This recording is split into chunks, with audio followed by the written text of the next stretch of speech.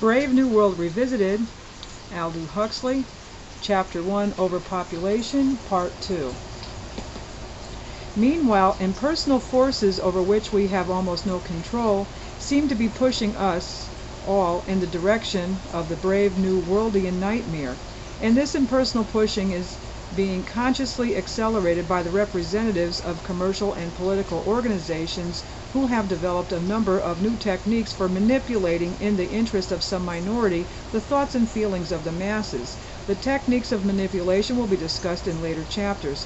For the moment, let us confine our attention to those impersonal forces which are now making the world so extremely unsafe for democracy, so very inhospitable to individual freedom. What are these forces, and why has the nightmare which I had projected into the 7th century AF made so swift an advance in our direction? The answer to these questions must begin where the life of even the most highly civilized society has its beginnings, on the level of biology. On the first Christmas Day, the population of our planet was about 250 millions, less than half the population of modern China. 16 centuries later, when the Pilgrim Fathers landed at Plymouth Rock, human numbers had climbed to a little more than 500 millions. By the time of the signing of the Declaration of Independence, world population had passed the 700 million mark. In 1931, when I was writing Brave New World, it stood at just under 2 billions. Today, only 27 years later, there are 2,800,000,000 of us. And tomorrow what? Penicillin, DDT, and clean water are cheap commodities whose effects on public health are out of all proportion to their cost. Even the poorest government is rich enough to provide its subjects with a substantial measure of death control. Birth control is a very different matter. Death control is something which can be provided for a whole people by a few technicians working in the pay of a benevolent government.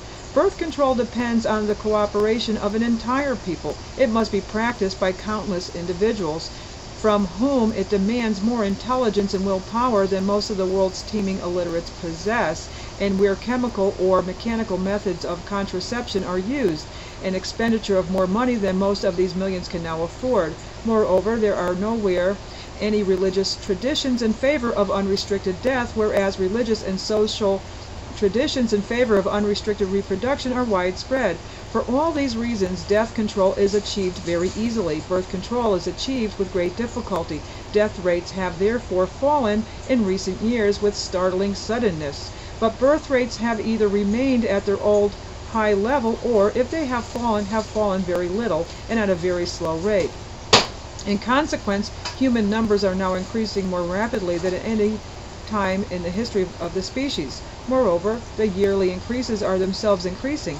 They increase regularly according to the rules of compound interest, and they also increase irregularly with every application by a technologically backward society of the principles of public health. At the present time, the annual increase in world population runs to about 43 millions. This means that every 4 years, mankind adds to its numbers the equivalent of the present population of the United States. Every 8.5 years, the equivalent of the present population of India. At the rate of increase prevailing between the birth of Christ and the death of Queen Elizabeth I, it took 16 centuries for the population of the earth to double. At the present rate, it will double in less than half a century. And this fantastically rapid doubling of our numbers will be taking place on a planet whose most desirable and productive areas are already densely populated, whose soils are being eroded by the frantic efforts of bad farmers to raise more food, and whose easily available mineral capital is being squandered with the reckless extravagance of a drunken sailor getting rid of his accumulated pay. In the brave new world of my fable, the problem of human numbers in their relation to natural resources had been effectively solved.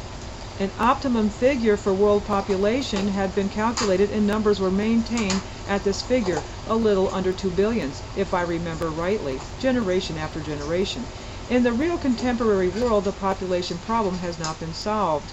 On the contrary, it is becoming graver and more formidable with every passing year. It is against this grim biological background that all the political, economic, cultural, and psychological dramas of our time are being played out.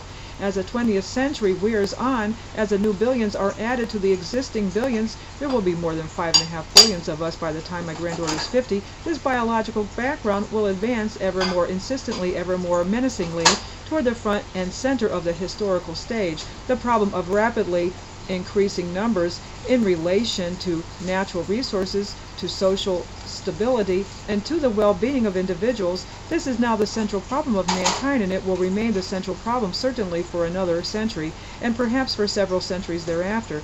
A new age is supposed to have begun on October 4, 1957, but actually in the present context, all our exuberant post-Sputnik talk is irrelevant and even nonsensical.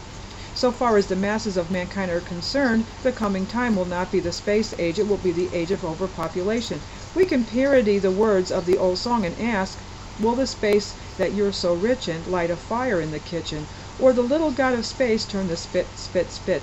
The answer, it is obvious, is in the negative.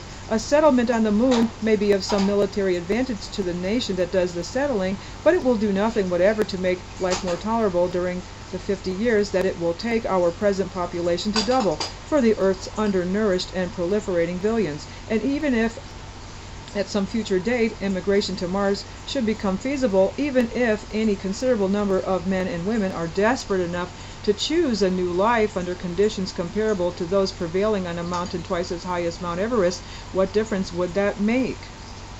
In the course of the last 4 centuries, quite a number of people sailed from the old world to the new, but neither their departure nor the returning flow of food and raw materials could solve the problems of the old world. Similarly, the shipping of a few surplus humans to Mars at a cost for transportation and development of several $million a head will do nothing to solve the problem of mounting population pressures on our own planet.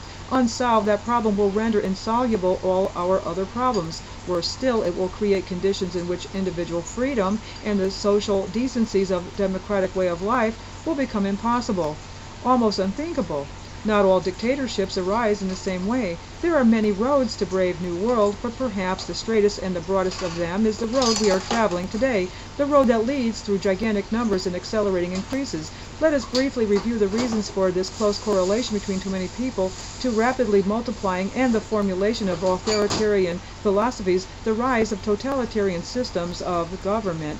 We'll pick up in the next video.